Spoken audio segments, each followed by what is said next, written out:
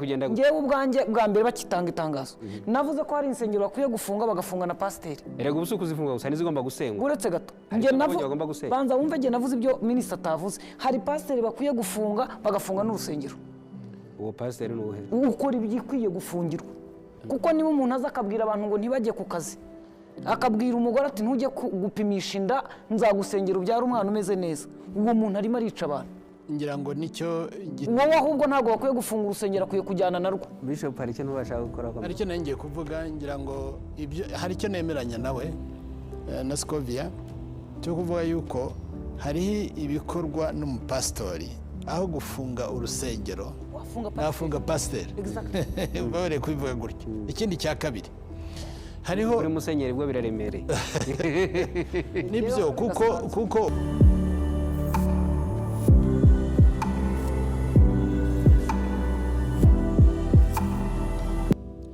mwese mudukurikiye nitwa Jean Pierre Kagabo, tubaha ikaze muri iki kiganiro. mu minsi ishize mwagiye mwumva ibiganiro bijya impaka cyangwa se abantu bavuga ku bijyanye no guca akajagari mu nsengero cyangwa mu miryango ishingiye ku kwemera. insengero zirenga 8,000 zarafunzwe kubera kutuzuza ibisabwa. ni ibintu byazamuye ibitekerezo bigiye bitandukanye, si byo tugiye kuganiraho cyane, ariko tugiye kureba uko leta imikoranire yayo imeze hagati y'imiryango ishingiye ku kwemera. turi batese ninde ukwiye kuba akibura undi. turi kumwe na Minisitiri w'Ubutegetsi bw'Igihugu Musabyimana Jean Claude, tubaha ikaze Minisitiri. Murakoze cyane. turi kumwe kandi na Archbishop Laurent Mbanda, uri umushumba mukuru w'itorangirikani mu Rwanda, n'umuyobozi wungirije wa RIC, nagira ngo ni nk'ihuriro ry'imiryango ishingiye ku kwemera. tubaha ikaze. murakoze cyane. turi kumwe na mugenzi wanjye, niba uri mugenzi wanjye simbiza ariko cyane, Scovia Mutesi. murakoze cyane. wowe uri nyiri ikinyamakuru, ntabwo nahamya kuri mugenzi wanjye neza, ariko hafi aho ngaho. Minisita, iyi ngingo ijyanye no guca akajagari mu nsengero, mu kiliziya no mu misigiti, ni ingingo yagiye iganirwaho cyane. bigitangira wabonaga abantu bose abagaragaza amarangamutima yabo ku buryo butandukanye, ariko nzi ko nyuma hari ibiganiro byagiye biba, buri ruhande rukumva urundi. uyu munsi nyuma y'uko ibyo byose bitangiye, abantu bagaragaza uko babyumva, murabona umwuka wifashe ute? Murakoze. bijya gutangira nk'uko mwagiye mubikurikirana, hari ibintu nka bitatu twagiye tubona. icya mbere twabanje kubona ubwiyongere urebye budasanzwe bw'amadini n'amatorero mu gihugu n'imiryango ibishamikiyeho. biba byinshi cyane ugereranyije no ku gihugu kingana. ubona ko harimo ibintu bimeze nk'akajagari bivuka uko bwije uko bukeye. bimwe byubahirije amategeko, ibindi ubona ibintu bakora biteye impungenge. icya kabiri twagiye tubona bimwe muri byo wasangaga n'uburyo bigisha wibaza, ubona harimo ibintu bisa nko kurindagiza abaturage mu bintu budashobotse, ibintu bijyanye bimeze nk'ubuhanuzi budashobotse, ibintu bimeze nk'ibitangaza birirwa bakorera hirya no hino, ibintu byo kwaka abantu amafaranga ku buryo ubona butanyuze mu mucyo, n'ibindi n'imikorere ubona idashobotse. nyuma ariko n'iki cya gatatu twe twabonye ni uko n'abafite ibyangombwa n'abandi wabonaga noneho n'ahantu abantu bakorera hashobora kuzagera aho ngaho hagateza ibibazo. rero tumaze kubibona nibo twatangiye kuvuga tutari ko ibi bintu biri gupfira he. dutangira rero kongera gukora ubugenzuzi kugira ngo turebe uko bimeze. ariko ubwo bugenzuzi bukorwa nanone bushingiye ko muri 2018 byari byarabaye, bimaze kuba hari ibintu abantu bumvikanyeho, ndetse n'itegeko ryari ryaravuguruwe icyo gihe rigenga imiryango ishingiye ku kwemera, ku buryo hari ibintu bari bumvikanye ko bigomba gukorwa mu myaka 5 ishize. ubu twari mu mwaka wa 6, nibwo rero twagiye kureba uko bimeze ku mikoranire, turebe ko uko byubahirijwe. bitari muri iyo gahunda dufata icyemezo cyo kuba tubihagaritse, noneho tukareba ko hazamo noneho gahunda ifatika. ubu rero icyo navuga ni uko kugeza uyu munsi imibanire ya leta n'imiryango ishingiye ku kwemera ni myiza, nta kibazo kirimo kidasanzwe. kandi ibyo twumvikanaho tugera dukorana ni ukugira ngo iyo miryango ikore neza, irushaho gukora neza ku nyungu zacu twese, ariko by'umwihariko ku nyungu z'abanyarwanda.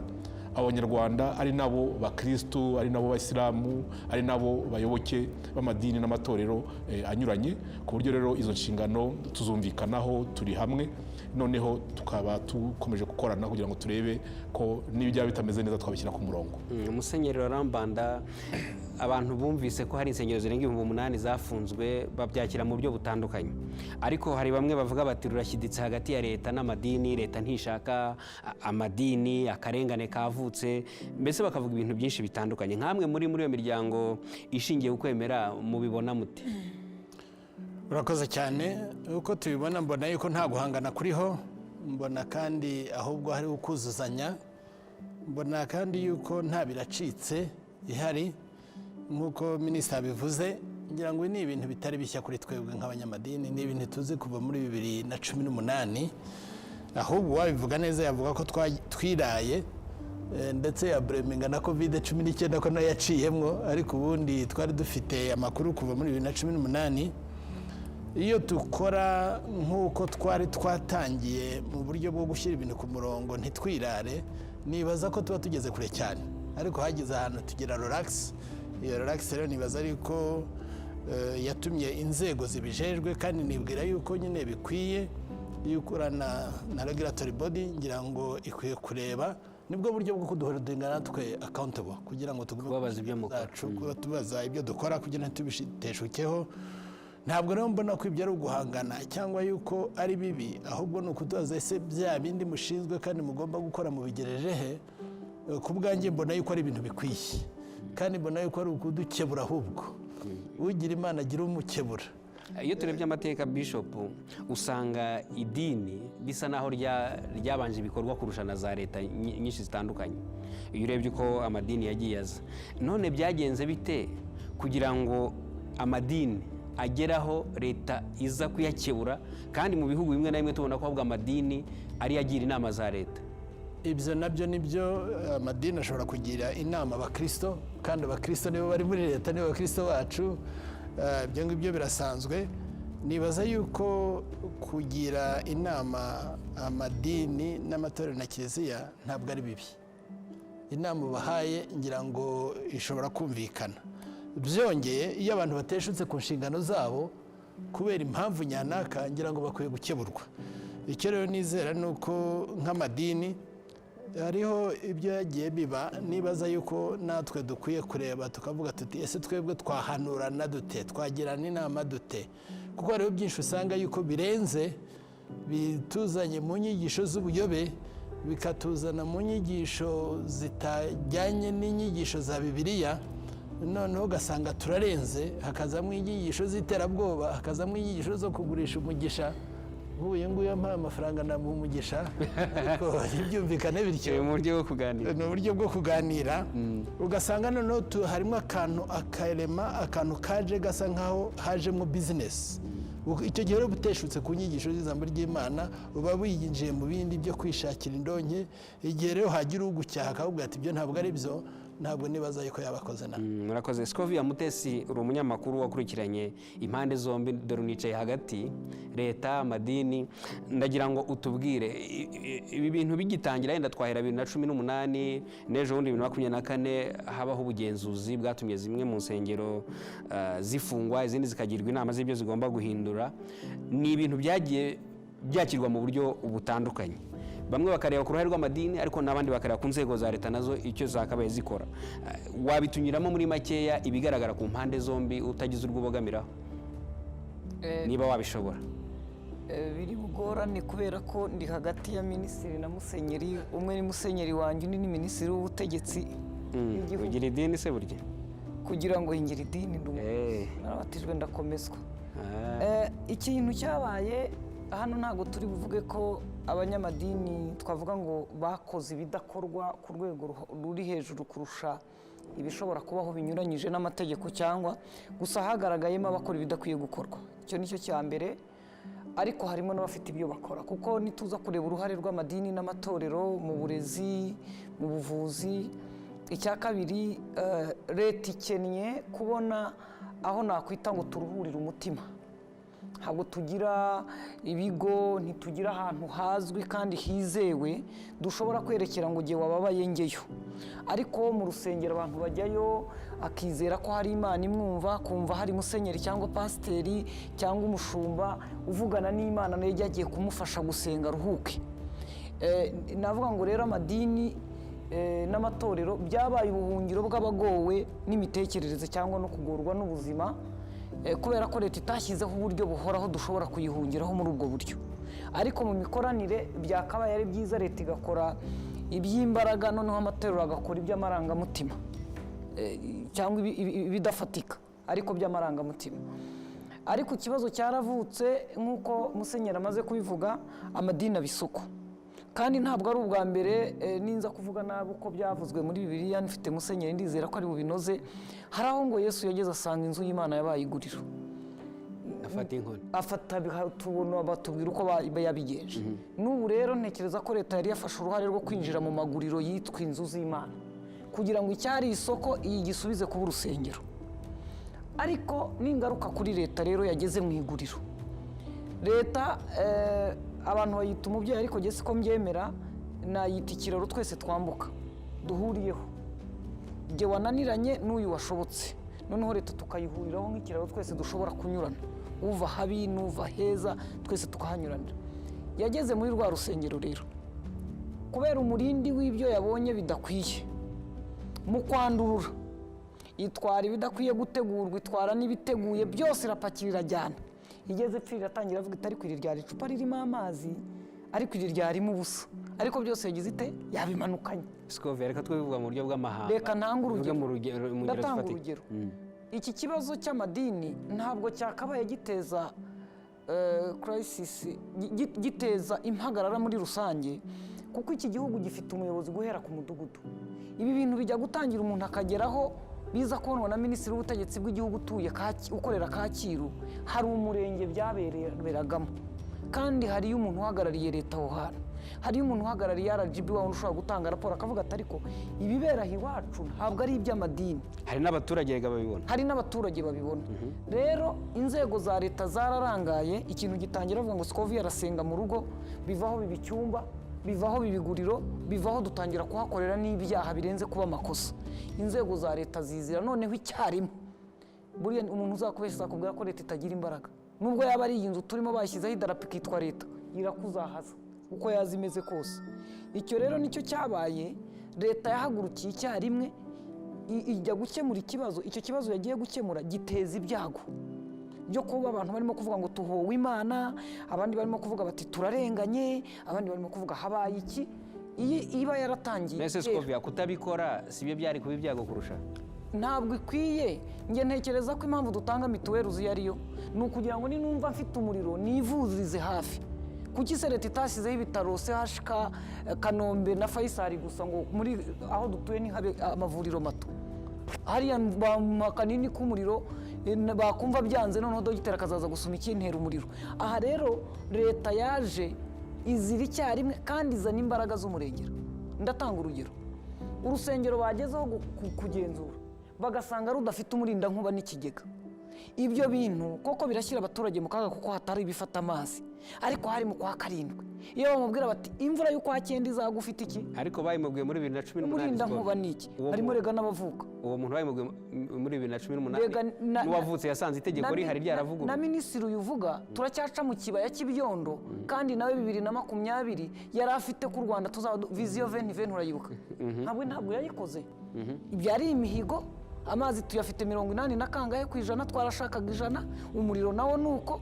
Rero n'abandi batekereza ko niba yarubatse urusengero agafata urusaku agashyiraho ubwiherero ubuzima, bagasanga wenda habura ikigega, niba muha iminsi. Ariko mu by'ukuri kananga urugero rw'urusengero genda nabonye n'abaje ngo babareze iki. Urusengero ruri hejuru iriya za Nyacyonga, babareze ko badafite amapave ya parikingi. Kuri urwo rusengero umuntu ufite imodoka ni umuntu umwe. Umuhanda ujyayo ntabwo dushobora kujyayo twambaye uko twambaye, tugezeho ntiwamenye uko dusa kubera itaka n'ivumbi. None ukabaza ngo amapave atari imbere y'urusengero birateza akaga mu buryo utababwira uti tuguhaye ukwezi mushyiraho amapave. Rega kuyobora ntabwo ari uguhirika, ni ukukomeza ukamubwira uti tambuka, genda. Umubyeyi nigisha abana kugenda, atera intambwe imwe, bwacyo ukabona arakomeye ukarekura.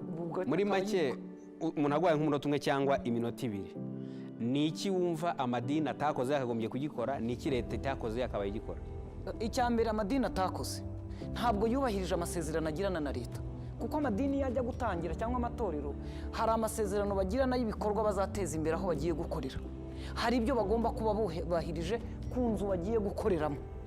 Ibyo amwe mu madini, hano dufite amatorero, pasiteri yaguze Range Rover aza kuri televiziyo avuga ukuntu yateye imbere, Imana yamufashije, amaze gutera imbere yaguze Range Rover. Bwa mbere na 18 bavuze ngo abantu bimuka aho bari, we yaragiye kuko yarakodeshaga igihangari ntafite n'aho aba. Ubaza rimwe mu mwaka agakoresha igiterane igahanga nk'ahandi habereye kampeni, abantu bakamuha amafaranga agasubira iyaba kugira ngo abeho. Mu by'ukuri uwo muntu yananiwe kugirana amasezerano na leta atangira itorero ngo ayubahirize. Leta iki itakoze niki? Yagiranye amasezerano n'umuntu ariko ntiyagenzura ko yayubahirije. Iyo imaze kwicara rero ntikurikirana ibyo yagombaga gukurikirana, izira rimwe. Leta ndakwibutsa ko ifite imbaraga, icyaba cyose nta cyarusha leta imbaraga, njye niko mbizi. Izira rimwe igatwara wa muntu wananiranye, bigatuma nanjye warwazaga ngerageza ngo nubahirize, ngendera mu gikundi cy'abananiranye. Icyo nicyo kibazo cyonyine. Ntabwo nemera ko niba hari ikosa rikwiye kubera umunsi umwe ngo rigenzurirwe umunsi umwe, inzego zose zirivugaho kugeza no kuri perezida wa repubulika. Hakwiye kuba haratangiye gitifu w'akagari atakamba, atanga raporo ku karere nako kabaza minisitiri ati tubikore dute, bakomeza ku buryo inzego zose zibifite. Ariko byaje nk'icyorezo, twese turikanga, n'ibidafite icyo bitwaye twabigize ikibazo. Minisita, leta y'u Rwanda y'isoma itegeko nshinga ry'u Rwanda ni leta idashingiye ku idini, ariko ingingo ya 37 y'Itegeko Nshinga igateganya ko abantu bafite uburenganzira bwo ku myemerere, wakemera bya gakondo, wajya mu idini ushaka. Icyo nshaka kubabaza, muhuza mute ibirimo bikorwa uyu munsi byo kugenzura amadini n'ubwo burenganzira ntavogerwa buteganywa n'Itegeko Nshinga? Murakoze. Uburenganzira nk'uko bivuze, uburenganzira bwo gusenga, uburenganzira bwo kugira ukwemera, ni uburenganzira bw'ibanze bwa muntu na leta yacu yemera. Ariko uburyo noneho amadini ajyaho n'imiryango iyashingiyeho, uburyo bijyaho nabyo bifite itegeko ribigenga ryo muri 2018 nk'uko twaze tubivuga, rigenga noneho uburyo wandikisha umuryango. Tuyita imiryango, buri amadini ni imiryango ishingiye ku kwemera, uburyo yandikisha ibyo ukora, aho ukorera, abayobora abandi ukuntu bagomba kuba bameze abayobora, n'ibindi. Ibyo birahari. Uretse n'ibyo noneho amazu yubakwa mu gihugu, icyo yaba yubakiwe icyo ari cyo cyose, niba ari inzu yo guturamo hari amategeko abigenga, niba ari inzu yo gukoreramo imyidagaduro hari amategeko ayigenga, ayo mazu yo gusengeramo nayo hari amategeko ayigenga, kuko mbere y'uko yitwa kiliziya cyangwa se umusigiti cyangwa ikindi, ni inzu ikorerwamo ibyo ngibyo kitwa gutyo.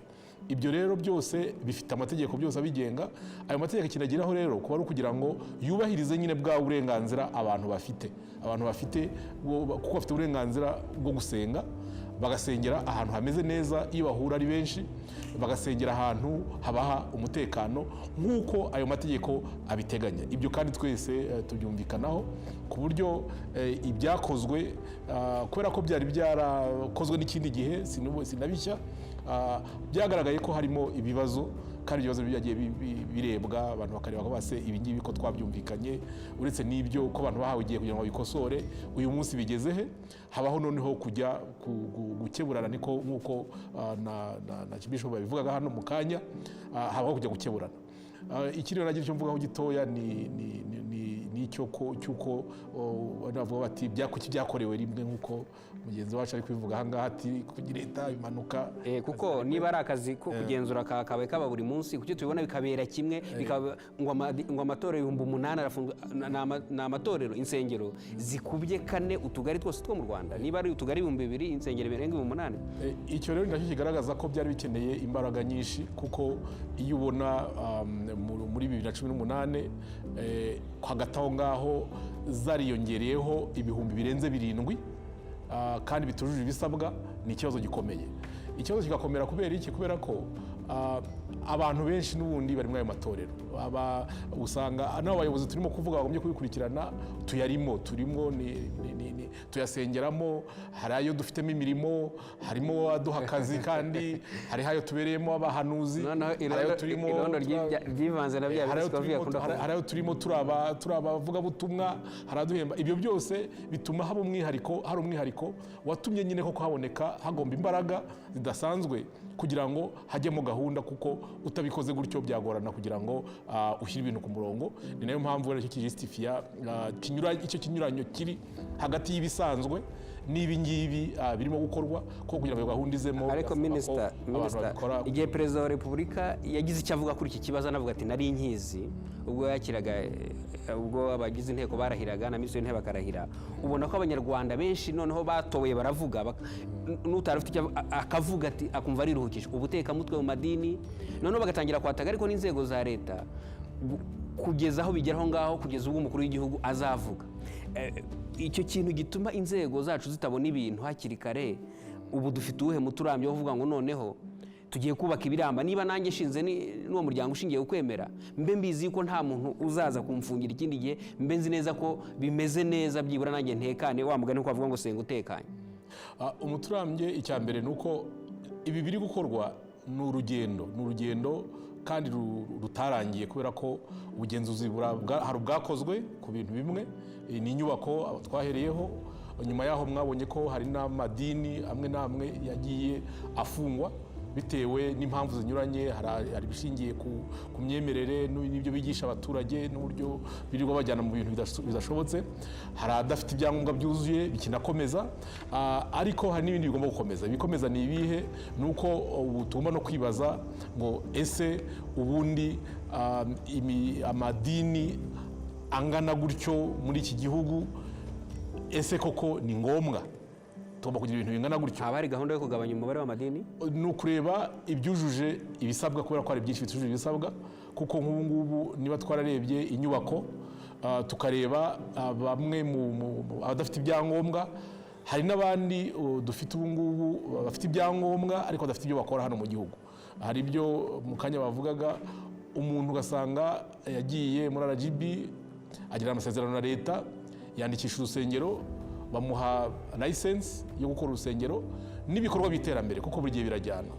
Yamara kubikora ntagire na kimwe akora, ahubwo akajyaza ahantu hari akabare, sare, akayifungura ku cyumweru, bagasenga, bakamuha amaturo, agataha.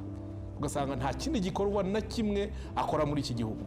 Ibyo urumva ntabwo ari ibintu twakwemera ko bikomeza muri iki gihugu, kandi abo ngabo nabo ni benshi, baracyahari. Abari gahunda yo gukurikirana abakora nk'abo, ibyo byose rwose aho biri hose bigomba guhagarara, ntabwo bizakomeza gukorera mu gihugu. Tuzasigarana koko abantu bafite ibyangombwa bibemera gukora, kandi bakora koko ibikorwa byubaka sosiyete y'u Rwanda, byubaka abanyarwanda, nk'uko ariyo ntego dufite nk'igihugu. Ariko abantu barindagiza abaturage cyangwa se abantu babambura n'utwo bafite, nta mwanya tuzakomeza kubaha mu mitegekere cyangwa se mu miyoborere y'iki gihugu. Hari umwe mu bayobozi n'ubise avuga ngo insengero zishobora nk'ahantu runaka zishobora kuba ziruta umubare w'amashuri ahari. None se niba mubona ko ari ikibazo, muteganya yuko byaba byubatse bite ku buryo hasigara izo nsengero cyangwa ayo madini mwumva bidateye ikibazo? Byakorwa bite? Hari umurongo mwabitanzeho? Hari inzira ihari? Ibi byose ni ibikorwa bikorwa igihe cyajya bikaganirwaho, kandi ntabwo dukora twenyine. Ni ukuvuga ahantu abaturage bafite impungenge z'uko insengero ari nyinshi cyane ugereranyije n'ibindi bikorwa, ibyo ni ibintu turimo kubarura aho byaba biri, tuzaganiraho n'abayobozi b'amadini n'amatorero, noneho tukagira umurongo tubiha, ariko tubifatanyije twese, kugira ngo bitagira uwo bibangamira cyangwa se bitagira uwo bivutsa uburenganzira bwe. Ariko ni ibintu bikenewe dukurikije amakuru tugenda dukura muri ibikorwa turimo gukora, kubera ko hari ibyo twari tuzi tubitangira, ariko nyuma uko bigenda bijya imbere hari ibyo abaturage bagenda batubwira, hari amakuru n'abayobozi b'amatorero ubwabo bagenda batwihera, hari n'ibyo natwe tugenda tubona rimwe na rimwe wenda abantu bamwe batari bazi, ariko tugenda tuvuga ko amakuru bigenda biduha atuma tubona uburyo bwo kuzanoza neza imikorere y'imiryango ishingiye ku myemerere, ku buryo twifuza ko iki gikorwa cyazarangira imikorere ibaye myiza kurusha uko yari imeze, bikagirira n'akamaro igihugu n'abaturage, ndetse n'abakora uwo murimo w'Imana bakawukora mu buryo bwiza kandi mu buryo butuma nabo bashobora guteza imbere abo bakorera. Murakoze Musenyeri Mbanda. Nanjye maze iminsi nganira n'abantu tukibaza gute idini cyangwa itorero rishobora kumara imyaka 100 wababaza n'insengero ebyiri cyangwa eshatu z'icyitegererezo ugasanga ntazihari. Ubwo ariko byagera no ku bindi bikorwa bihindura imibereho y'abaturage nubwo hari benshi banabifite. Ariko ubwo nagira ngo mpere kuri icyo mbabaza nk'ubunararibonye mufite haba mu itorero ryanyu no mu bujyanama mugira, iki kintu cyo kugira ngo abantu bafite iyo miryango ishingiye kwemera nabo babigira inshingano, habe ikintu cyo kwigenzura, babe bagira inama hagati yabo. Ikintu cyo kwigenzura hagati y'imiryango ishingiye kwemera murabona gishoboka? Gishobotse cyakora giti? Bon, urakoze cyane. Ikintu cyo kwigenzura ndabona yuko gishoboka, kandi mu by'ukuri birebye twarabitangiye, yenda twabigizemo ubushobozi buke cyangwa se tubigendamo biguru ntege. Twatangiye ikintu cyitwa RIC, Rwanda Interfaith Council, ngira ngo cyari kigamije kugira ngo natwe ubwacu twigire inama, natwe ubwacu twigenzure, natwe ubwacu dufatanye na RGB kugira ngo dushobore guhana inama, kugira ngo dushobore gukorana ibyo dushobora gukosora, cyane cyane nyuma ya 2018 aho tuboneye ibyo twari tubonye. Kandi ndibwira ko RIC yarakoze, tubona ingero nyinshi mu gihe cya Covid, n'ubu kandi n'inzego zagiye zifatanya kugera ku rwego rwo hasi. RIC rero yagerageje uko ishobora gufasha kandi kujya inama, ndetse no kuri ibyo by'insengero hari igihe twageze igihe cyo gufunga muri 2019 niba ntibeshya. Hanyuma RIC igerageza mu gufasha mu kugenzura no kujya inama no kwerekana ibyaba bikwiye gukorwa. Icyo rero ndibaza ko cyahabaye, icyo kwigenzura rero kirashoboka. Ikindi cya kabiri, ngira ngo iyo dutangiye gushinga amashuri yo kwigisha iby'iyobokamana, tuba turiho tugira ngo tuzamure imyumvire n'ubumenyi bw'abakozi b'Imana n'abapasitori, kugira ngo nabo bagire urwo rugero rwo kureba no kugenzura no kumva ko hari ikintu gikwiye guhinduka. Ibyo rero nabyo biriho birakorwa. Ngira ngo tumaze kugira amashuri atari makeya, yaba hari Kabuga turabifite, yaba Kibogora turabifite. Icyo ni ikindi gishobora gufasha. Ikindi cya gatatu umuntu yavuga nuko muri uko kwigenzura twagerageje gukorana na JAF, tugerageza kandi gufatanya na RGB. Aho ni ukugerageza kugira ngo duhane inama, tungurane ibitekerezo, ndetse twajya inama aho bibaye ngombwa, tubone n'uwo mwanya ubwacu wo kwiyegeranya no kureba no kwisuzuma. Birashoboka rero yuko RIC yagize ubushobozi buke, ariko ndibaza yuko nk'uko tugenda tubona ibintu bikomera kandi tubona yuko ari byo dukwiye gukosora, ngira ngo turashaka kwishyiramo imbaraga zidasanzwe. Ariko reka nongereho iki ngiki, ndibaza yuko dukwiye kureba uruhare rw'amadini n'amatorero muri iki gihugu cyacu. Kimwe biragaragara rwose mu buryo bw'ivugabutumwa. Iyo tuvuga ivugabutumwa ryuzuye, tuba dukora ku muntu wese, dukora ku marangamutima ye, dukora ku bwenge bwe, dukora ku byamuteza imbere, iterambere mu gihugu. Ndibaza ko amadini n'amatorero na kiliziya afitemo uruhare rukomeye cyane, kandi turiho tugerageza muri ibyo ngibyo: uburezi, ubuvuzi, imiryango nyarwanda, umuryango nyarwanda, mu kwigisha no gufasha mu bijyanye no kurera, mu bijyanye n'amarerero.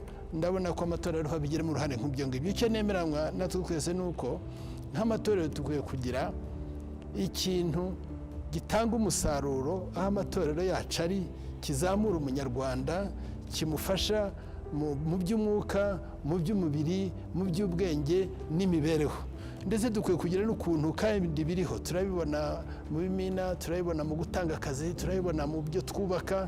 Ngira ngo ibi byose nabyo bizana ikintu cy'umutungo cyangwa se cy'ubukungu mu gihugu. Amadini afite uruhare runini cyane afatanije na leta.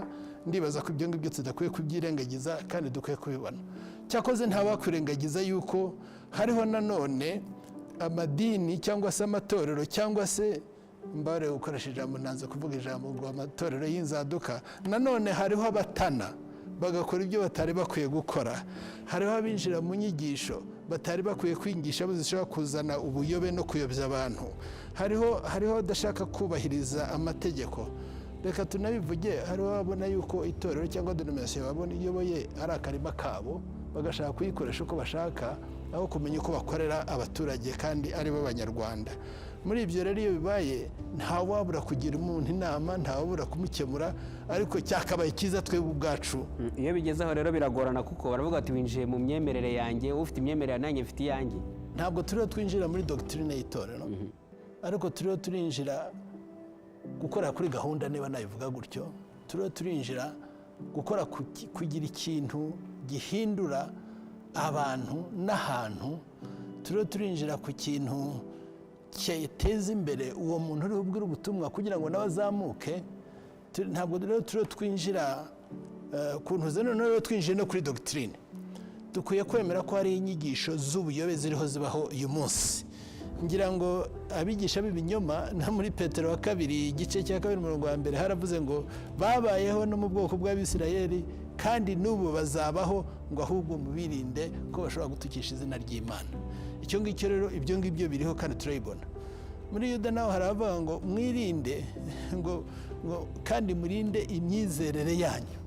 Tuzi rero yuko umunsi hari abantu bishushanya, kishushanya kigira cyangwa se umupastori, kigira cyangwa se umusenyeri, kigira cyangwa se umuntu ukomeye, kugira ngo nabyita guhohotera ba bandi bafite amarangamutima, bifitiye agahinda, bibereye mu bibazo, ugasanga bataye mu bibazo birenze. Hari abahanuzi baza bafite imbaraga, baza bafite amagambo meza bakubwira, ariko kandi baza banakubwira yuko biracitse nutagira gutyo. Uvuze ku buhanuzi sinzi niba nato muri 2010 hariya hafi ya Nyungwe ahantu bita muri Kivu, umuntu yaraje arahanura avuga icyongereza cya kindi kidacika cy'abanyamerika n'igifaransa cyiza. Hari agiye kuba amatora, aravuga ati hazapfa 90% by'abaturage.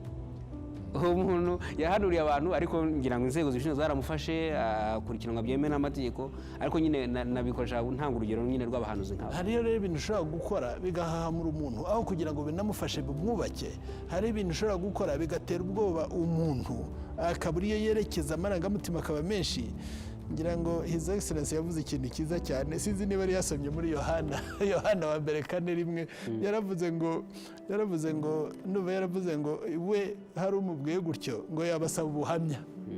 N'ijambo ry'Imana yavuga ngo test all spirits. Urabyumva? Ugenzura imyuka yose. Ugenzura imyuka yose. Nibaza rero yuko tudakwiye kugendera muri icyo kigari cyo kuvuga ngo nyanaka yavuze ibi ngibi, ahubwo dukwiye ko kureba ese n'iki jambo ry'Imana ryigisha, ese n'iki jambo ry'Imana rivuga, kuko utabikoze gutyo twaroha abantu. Murakoze.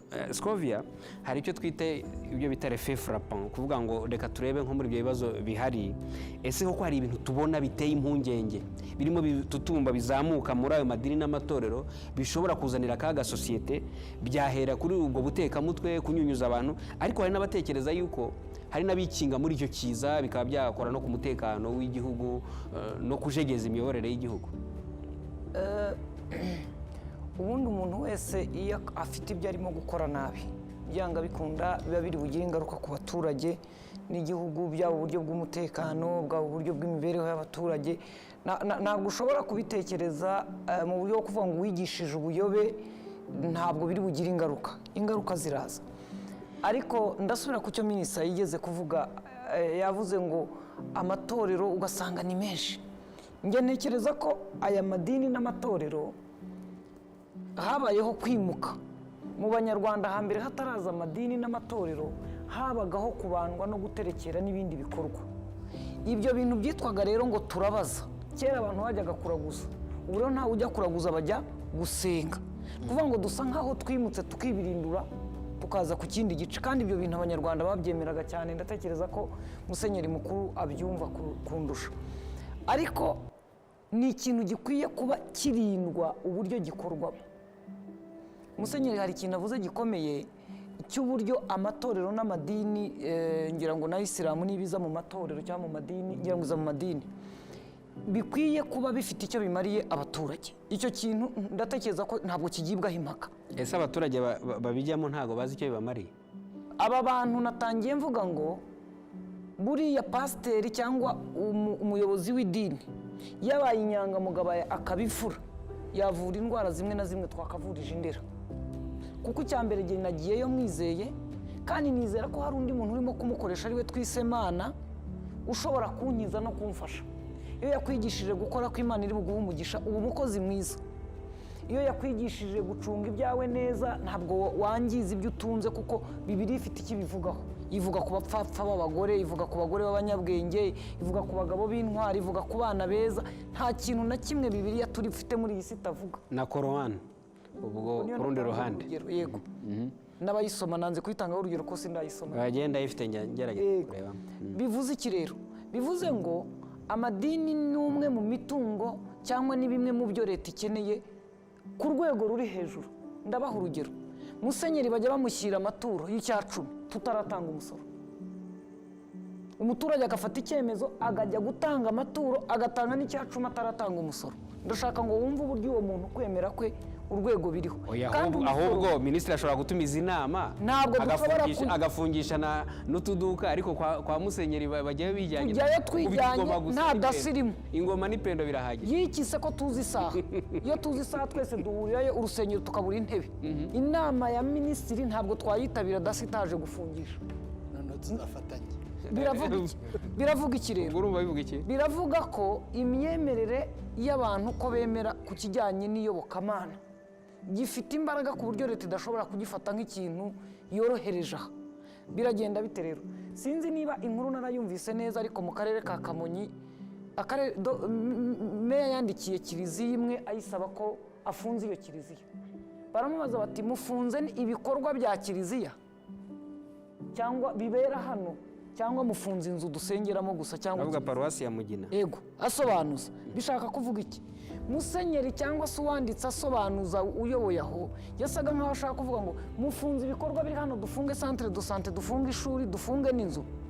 Ariko meya yasobanuye ko wabo bandikiye barabasuye, n'ibyo babandikiye babyumvikanye. Nyine icyo nshaka kuvuga ni barabizi. Niba wageze kuri kiliziya ugasanga idafite amapave n'ikigega cy'amazi, ariko yubatse ishuri n'ivuriro, uwo muntu ni umufatanyabikorwa wawe, waha iminsi ariko utamufungiye. Nyakubahwa minisitiri, umbabarire, muri iyi minsi mfite, ejo bundi perezida yaravuze ngo indwara abantu barwaye niba ari bwoko ki tuyibavurize he. Njye naje kuyimumenyera, ni ingufuri.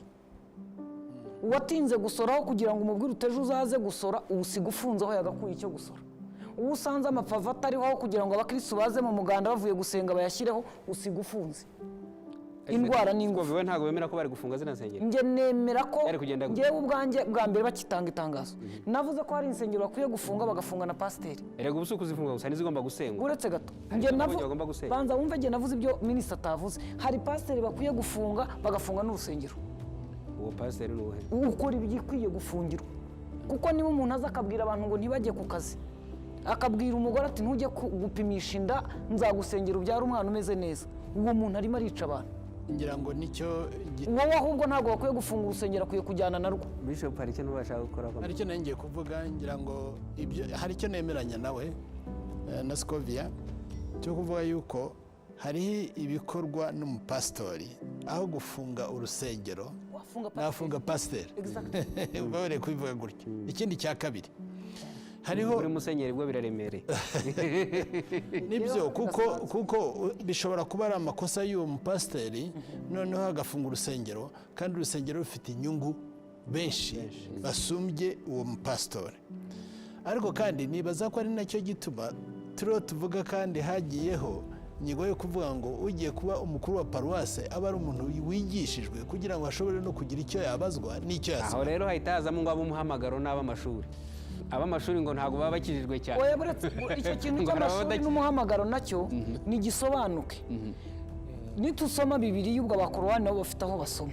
Ngo Imana yatoranije abaswa ngo ikoze isoni abanyabwenge, bahita kuzamuka. Barakubeshya, aho rero niho baturiza abana kujya kwiga.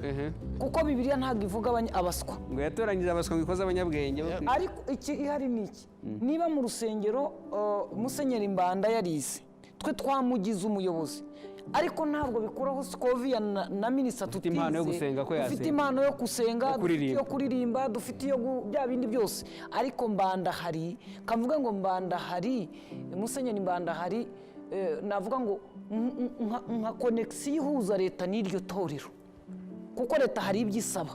Kandi gusenga mu buryo bw'umwuka ntabwo bisaba ko mbasha kumva igifaransa kugira ngo nzavugane na ambasaderi, ariko turasaba Mbanda uzasobanurira ambasaderi uzaza kudusura.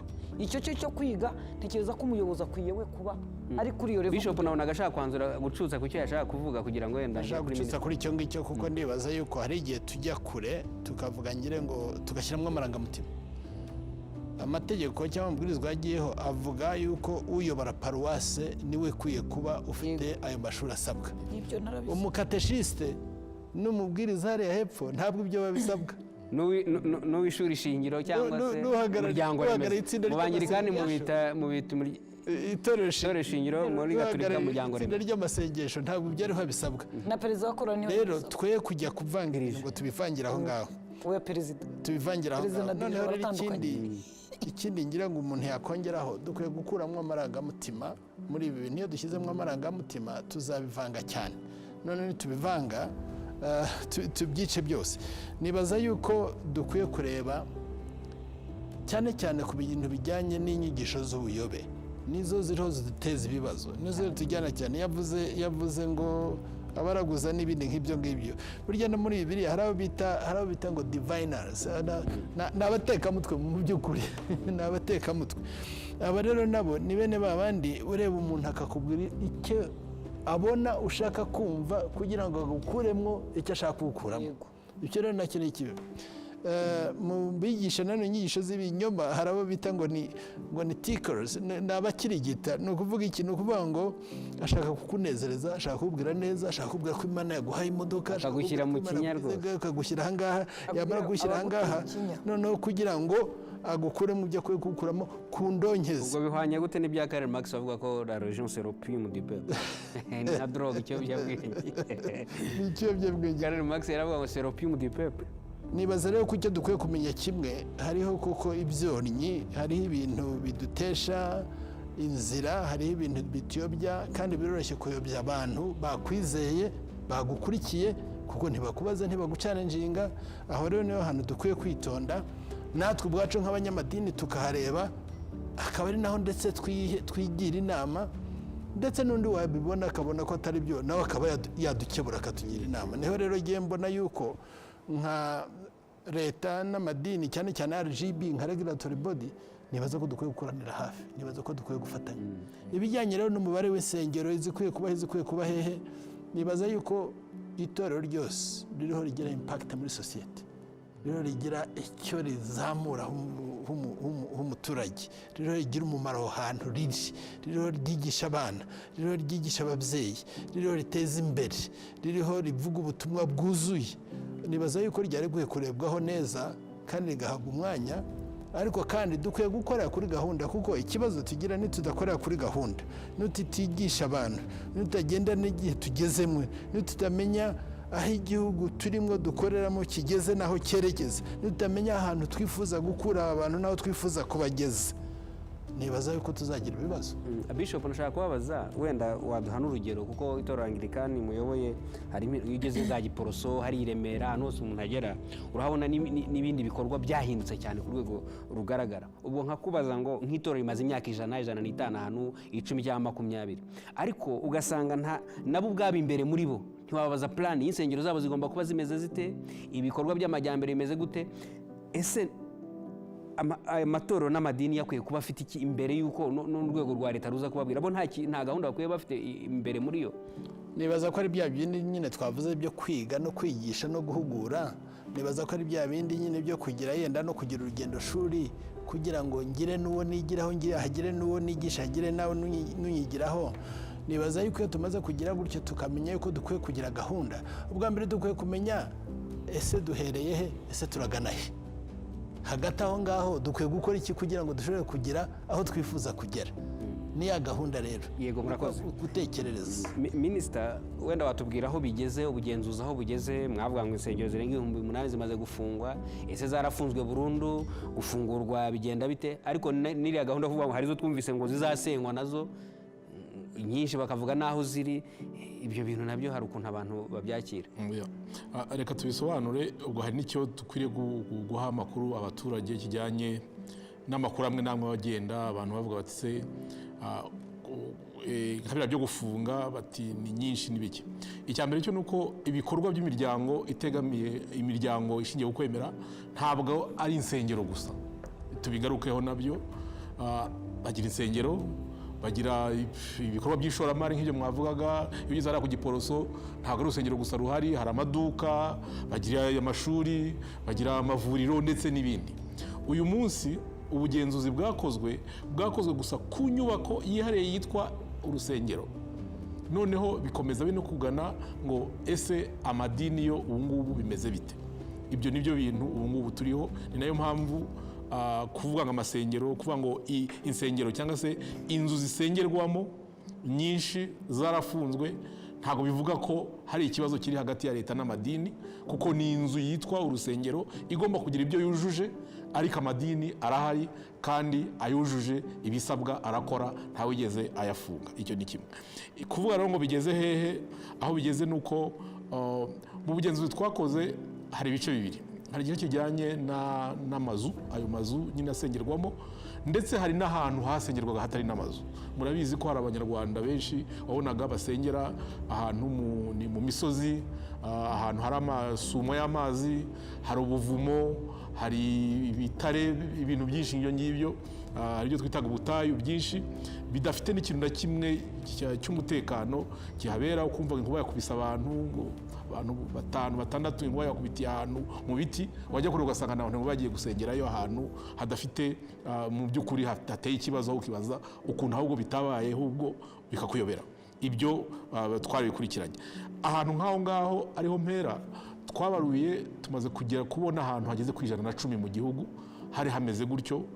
Twumvikanye ko aho hantu tuhafunga, kubera ko aho hantu nta mpamvu y'uko abantu bajya kuhakorera ibikorwa by'amasengesho, kuko nta kintu gishobora kurinda abantu aho ngaho. Aho nta mazu ahari, ni ahantu abantu bahurira bakajyamo, ni imyobo, ni ibyo ngibyo. Noneho amazu asengerwamo twagiye kugenzura, kugeza ubu twagenzuye amazu ageze ku 14 mu gihugu, ni 1498, aho twasanze muri iyo nsengero. Yes, ubwo nicyo twita insengero, ntabwo ari amadini, ni insengero, kuko idini rimwe rishobora kuba rifite amazu menshi cyangwa se imwe. Aha twasanze harimo ageze ku 9,000 nk'uko mwabivuze, afite ibibazo binyuranye. Muri ibyo bibazo binyuranye byatumye ndetse aba afunzwe, harimo ayo ubona ko bigoye kongera kuyakoreramo bitewe n'ahantu aherereye. Ayo ngayo niyo muri gutangira kuvuga, abantu bavuga bati hari ayo bavuze ko agomba kuhava n'ibindi, bitewe n'uko ahantu iri hari iziri mu manegeka, ahantu n'ubundi abaturage n'ubundi badatura, ahantu hatemerewe gushyirwa inzu niyo yaba ari iyo guturamo cyangwa gukoreramo ikindi kintu. Iyo ngiyo ntabwo wambwira ngo ejo ngo urongera ngo ivugurure mwongere hakorere, ntabwo bishoboka.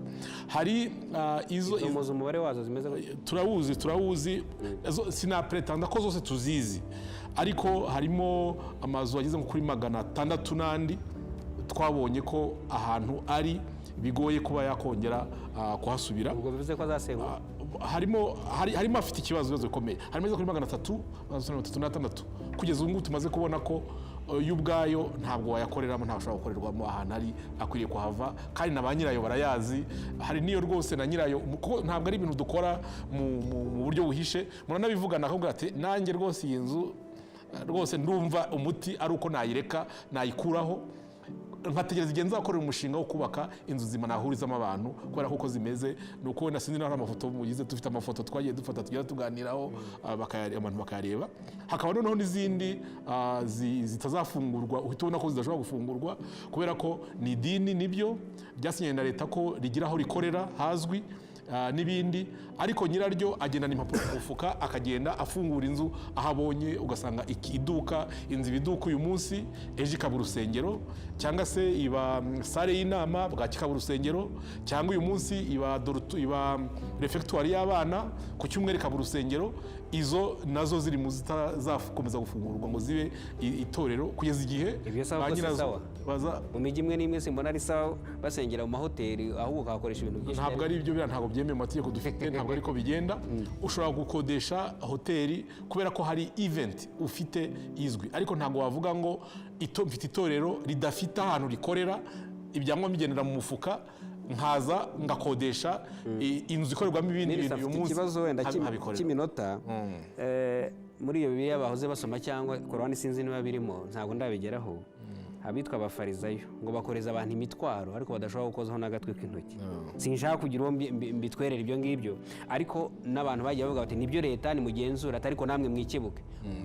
Aho inzego za leta zikorera, imirenge, utugari, ubwiherero se burahari, ayo mapave musaba abantu arahari, n'ibyo Scovia yageze kuvuga, ese ibyo musaba abantu bose biraba bimwe binatewe n'imiterere yaho?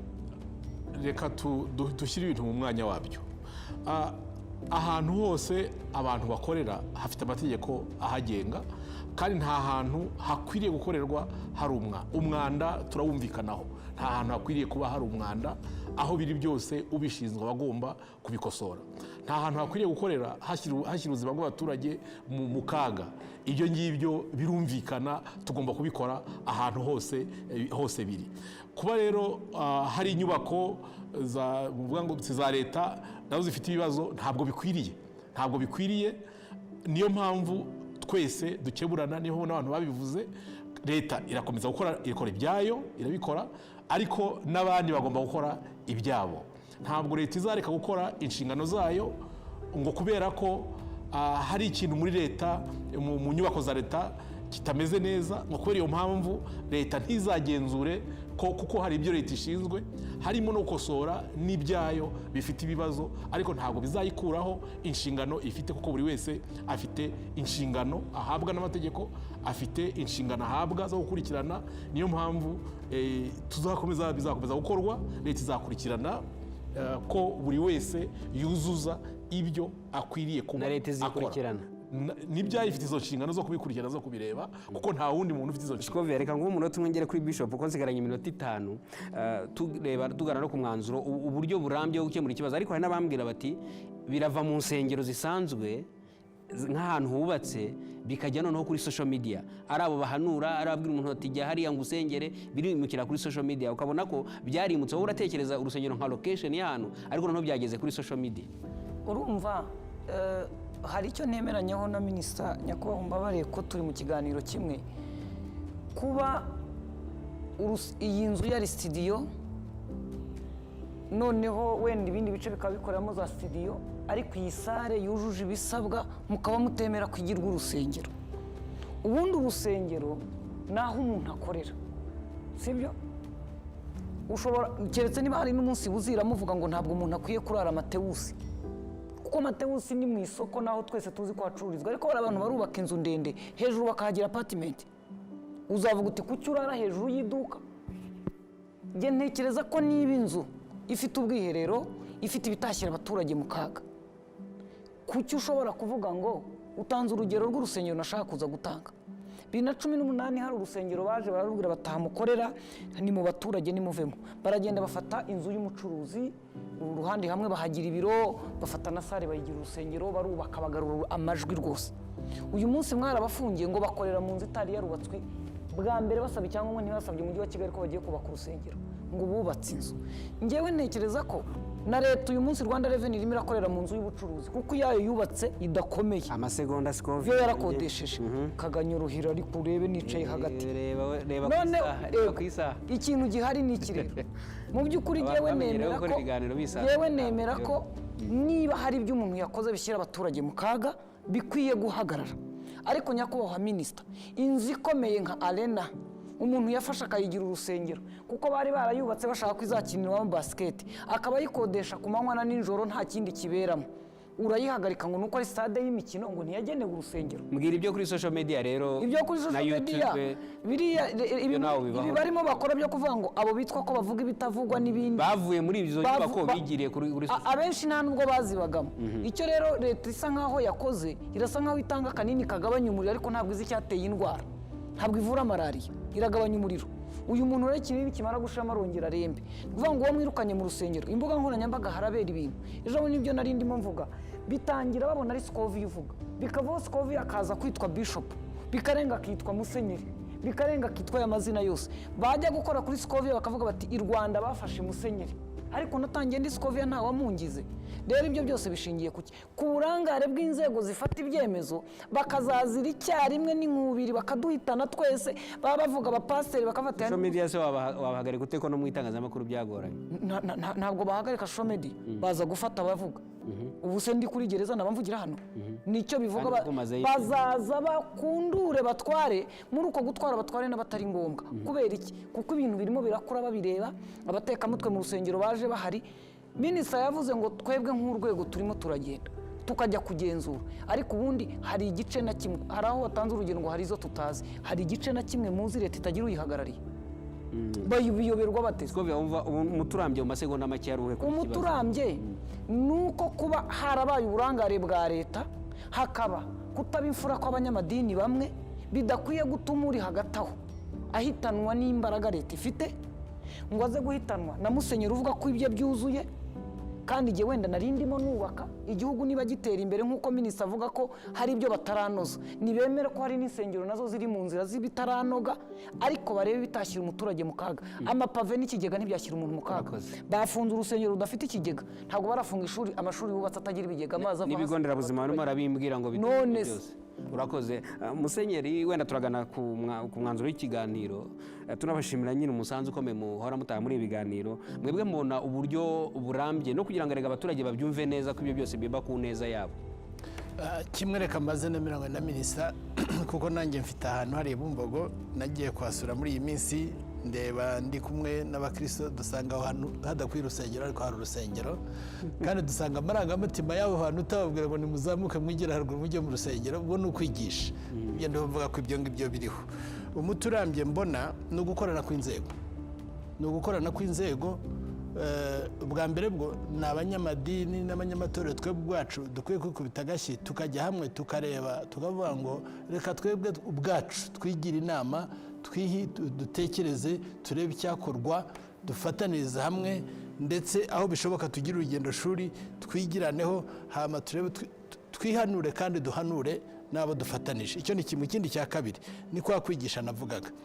Ikindi cya gatatu, uretse kwa kwigisha navugaga, ni ukuvuga ngo noneho tugire iyacu assessment, ariko hari n'icyo twasaba leta. Icyo twasaba leta ni ukureba ayo matorero yose byibuze tukajya muri za kategori, noneho izo kategori tukavuga ngo aha ni aha, kategori A, kategori B, kategori 3. Urakoze cyane minisitiri, nsigaranye umunota umwe, ngira ngo ugire komenti wakora ku bijyanye n'izo nsengero zimukiye kuri social media, ariko noneho hari n'abantu koko ubona bumvise inama za leta bagatangira imishinga minini, ugasanga bubatse ahantu harenga miliyari, umanutse aha Kacyiru, umanuka ugeze aho Kimicanga rurahari, bafite ahantu basengera, ejo urahafunze barimo barakora imirimo ya nyuma, ntibazongera guterana ngo barangize icyo gikorwa remezo. Ese koko nta kuntu leta nayo byari bita gushyiramo imiyaga, ukareba abantu bari serious bafite umushinga nk'uwo gushyira mu gaciro, ukaborohereza? Ndumva mu munota umwe niba babishobora. Murakoze. Ubundi leta ishyira mu gaciro, inakora ibintu mu buryo bwiza, kuko iyi ni process. Hari abantu bari kuvuga nkaho ibintu byarangiye, oya, ni process yatangiye. Hari n'abazi ko rwose buriya bafungiye batazafungurira. Ni process yatangiye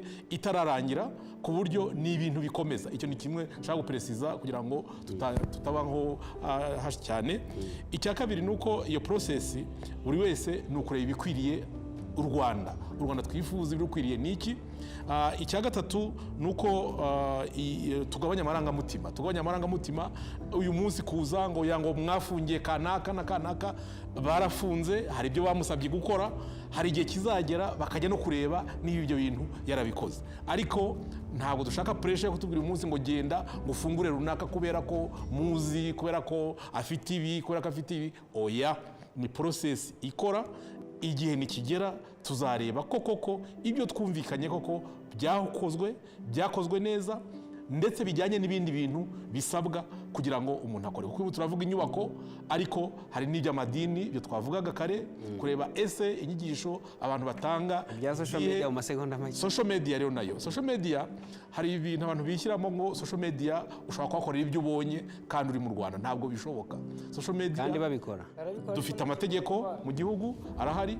Abantu bakora ibyaha kuri social media mu Rwanda hano barakurikiranwa, abakora ibitemewe n'amategeko barakurikiranwa. Ntabwo bavuga ngo nta dini yemewe mu gihugu ngo ugende kurishinga kuri social media urikorera hano, kereka ariho rivugira gusa, ritavuga hano mu Banyarwanda. Ariko niba rivuga ryigisha Abanyarwanda, rigomba kuba ryubahirije ibisabwa. Ibyo byose abashinzwe kubikurikirana barabikurikirana kandi bizakunda. Hari n'abagiye bakurikirana mu minsi yashize, murabazi, kubera iyo mpamvu, ku buryo tugira ngo tubwire Abanyarwanda rwose be kumva ko ikitemewe n'amategeko mu Rwanda uzajya ukorera kuri social media, amategeko ntabwo yabikwemerera. Murakoze Minisitiri w'Ubutegetsi bw'Igihugu Musabyimana Jean Claude. Scovia Mutesi, mwakoze. Ikiganiro cyari gitangiye ubundi niho cyari kiryoshye.